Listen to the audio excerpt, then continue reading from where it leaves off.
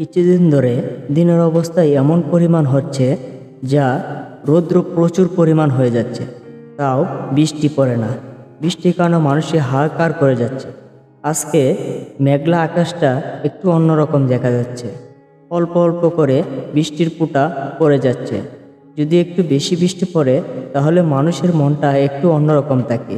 প্রতিটি জমিতে শাকসবজি ফলন ঘটে যাচ্ছে, সবাই বৃষ্টির জন্য হাহাকার করে যাচ্ছে।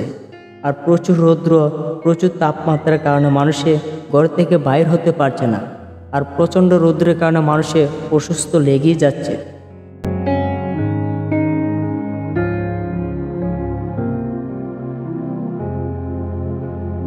প্রচণ্ড রৌদ্রের আশঙ্কা যদি বেড়ে থাকে তাহলে মানুষের অসুস্থর আকাঙ্ক্ষাটা একটু বেড়ে যাবে।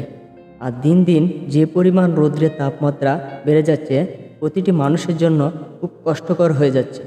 কেউ বা ঘর থেকে বাইর হতে পারছে না রৌদ্রের কারণে। যদি একটু বেশি বৃষ্টি পড়ে তাহলে মানুষের শরীরটা ক্লান্তি দূর হয়, আর সব দিকে শাকসবজি ফলন যা আছে সব কিছুতে ভালো ফলন হতে পারে। বৃষ্টি মানুষের সবচেয়ে উপকারিতা